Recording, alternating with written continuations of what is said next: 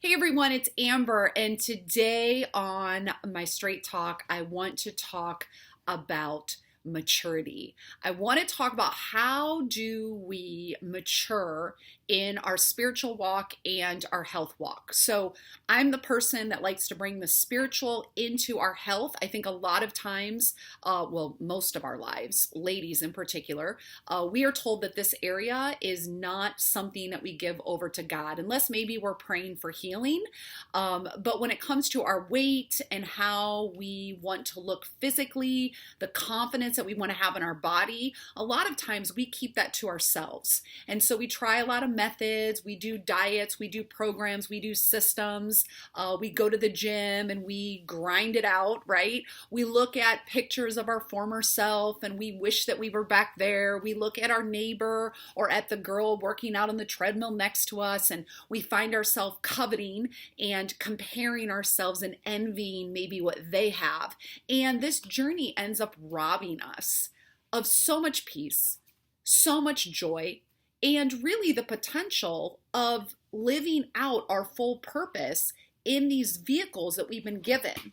So instead of it being about how can I be the best that I can be so that I can do all that God has for me, it becomes this thing of how do I increase my status? How do I become the most beautiful woman in the room? How do I get more friends? How do I get more power? We think that our bodies are tied to success and to power and to love and to people wanting to be around us. So we start to basically exchange what the vehicles our bodies were intended to be for our purpose, and we start to exchange it for being someone in the world. And I get it. I've been down that road. I still struggle with moments or days when I just find myself in that place of I just want to look good, right? I just want to look good. But I have found that I spend so much less time there when I have learned how to live purposeful and intentionally in my health journey.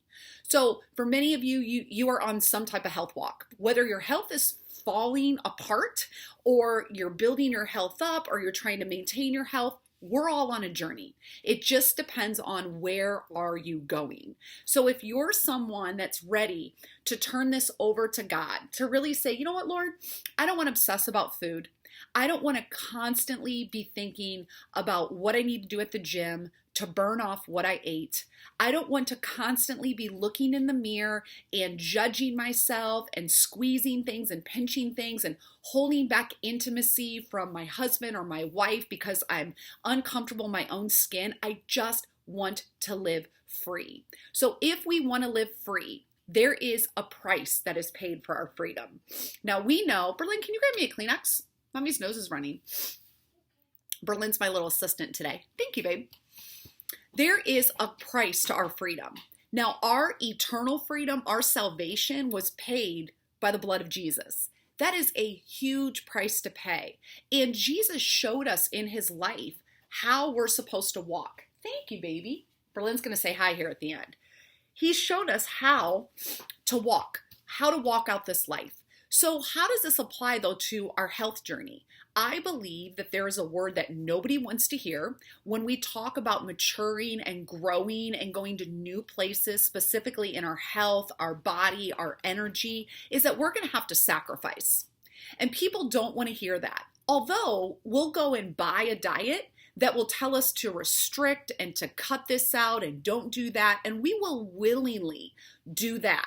So that we can, lose 10 pounds, lose 20 pounds, so that we can look better in a bathing suit. But when it comes to God asking us, will you lay this down? Will you sacrifice this so that you can grow in maturity, so that you can do all that I've created you to do? And a lot of what God calls us to do requires us to grow outside of our comfort zone. It requires us to go places that we can't go on our own, that we haven't been before. But there's a process to that. And I have found in my life that the hardest seasons, the seasons of the most pain, the season of rejection, the seasons of disappointment, the seasons of loss, the really, really hard stuff, that's where God has done his greatest work in me.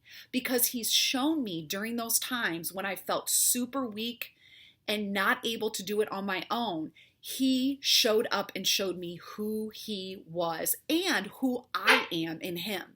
But here's the thing. We can divert that process of growth.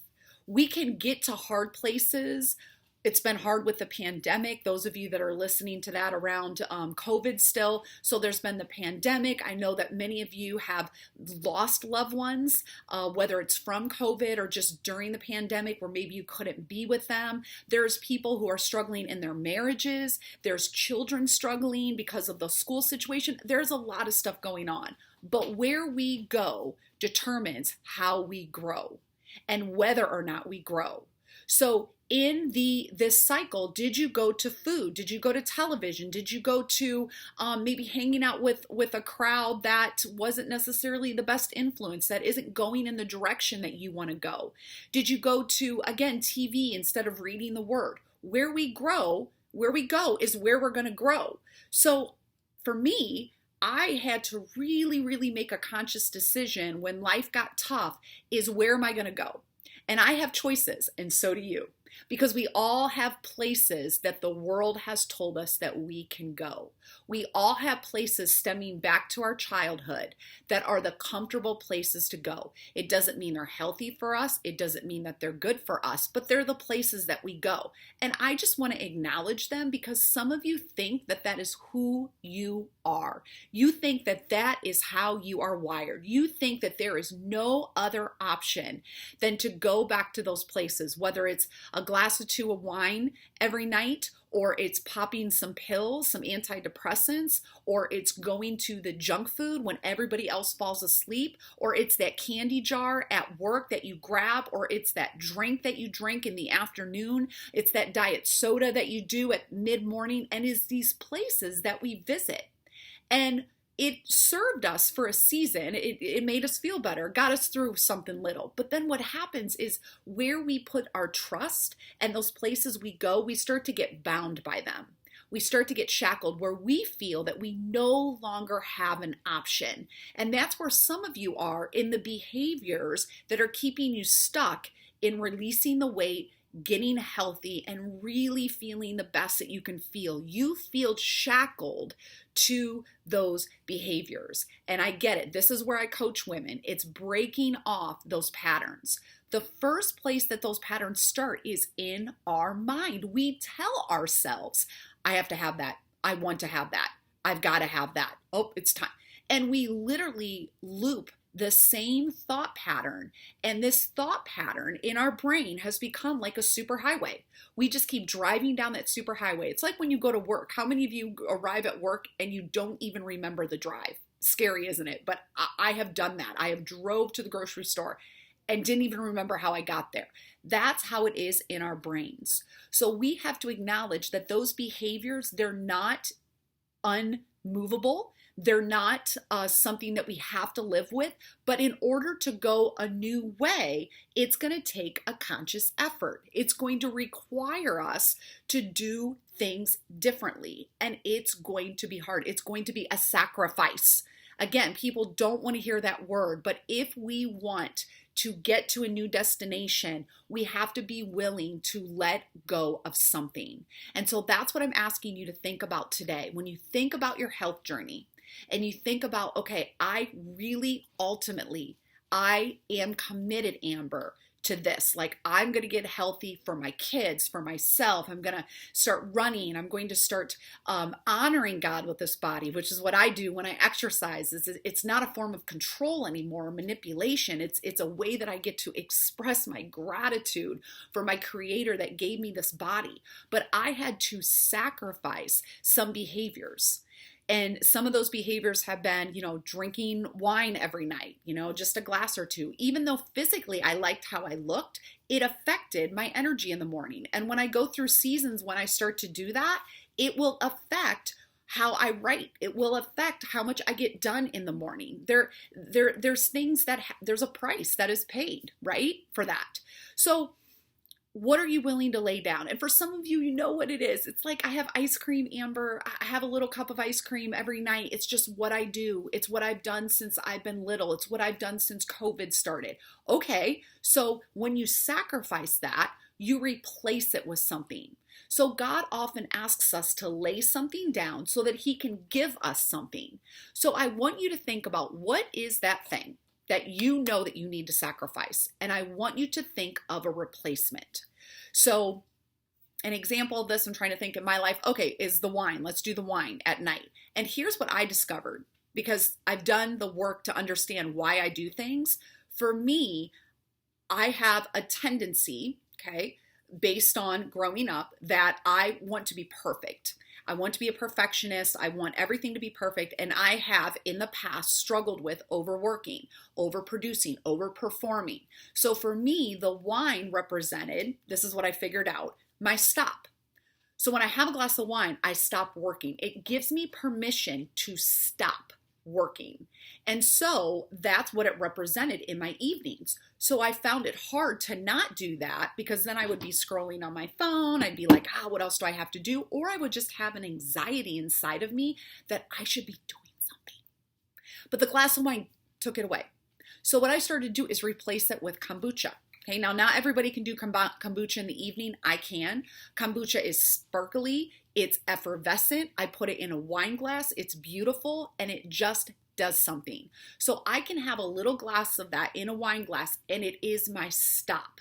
It's my stop. It's my evening's done. I can put work away, and I can transition into the evening, which now can include reading, listening to podcasts, praying with Berlin, playing with Berlin, cleaning the house, getting everything ready for tomorrow, preparing my no-cook oatmeal with my little glass of wine. Now, Berlin and I like to have dance parties at night. So now it's like a dance party. We turn on the music, we dance. Yeah, Berlin's dancing right now. We dance and we shake it out, and that represents an end to my evening. So I've had to replace these new things. I had to sacrifice that old behavior, and I had to replace it with something that is in alignment with where I want to go. And I want God to use me more. I want him to give me more words to give to you. I want him to help me write. I want him to open up doors to partnerships. But all of that is responsibility. So God looks at us and he still loves us. He still loves me and loves you, even if we're irresponsible, y'all. It's not about his love. It's him saying, can I trust you with this? This is what gets me, is I want him to trust me. And to trust means that I have to be willing to sacrifice and to do what's hard, but what's right. And if I do what is right and I let go and I sacrifice some of these behaviors that are just hindering, they're just clouding stuff up. They're just crowding me. They're just holding me back from having time and energy and space to do what God has for me. If I'm willing to lay those down, he will see I can trust you. I can trust you with that partnership. I can trust you with this word that I want you to share. I can trust you with that book that I want you to write. I can trust you with this friendship that's going to require you to breathe into this woman and walk with her on a journey. I can trust you with that. So I just want to give a different perspective today. This is just a short message for you to stop thinking about, this is when I have to give up. Oh, why do I have to give up? It is an honor to say, Lord, I am willing to sacrifice this, to lay this down for what you have for me. I'm willing to put this behavior aside, this mindset aside, this food habit that I've created that keeps me from you, that allows me to check out, that keeps me in a place where I doubt myself and I'm embarrassed in my body, and therefore I'm not living fully for you because I think people are judging me. I mean, I'm willing to lay that down because I want you to trust me with all that you have for me. So this makes it feel different, ladies. It doesn't make it feel like a diet.